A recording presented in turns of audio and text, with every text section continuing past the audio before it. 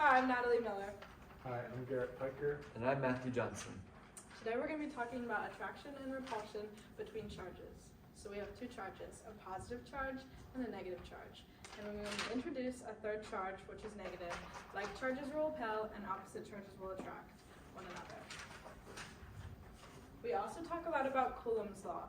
Coulomb's law is how we can tell the force between two charges.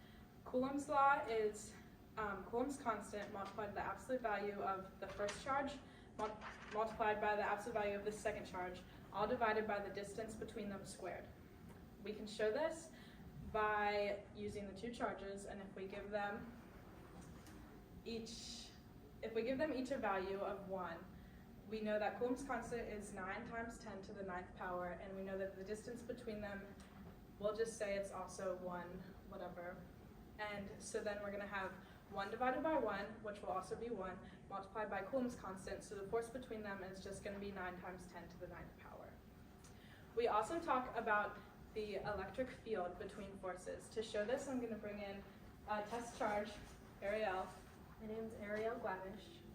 And we can separate these two a little bit more, so Ariel can fit in. And then we know the electric field by multiplying Coulomb's constant again. If the distance between them is the same, we can add the charges at the beginning and then just divide by the distance between them squared. But if the distances are different, like if I moved Ariel over here, we would have to do the equation 2 separate times to find the electric field and then add them together.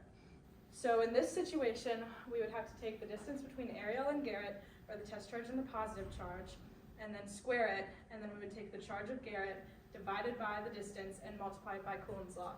Then we would move over here and multiply, you stay there. We would move over here and multiply Coulomb's law by the charge of Matthew and then divide it by the distance between them squared. Then we would be able to add those two things together. We also know that the electric field is related to the electrostatic force by taking the electrostatic force, dividing it by the charge, and that'll give us the electric field.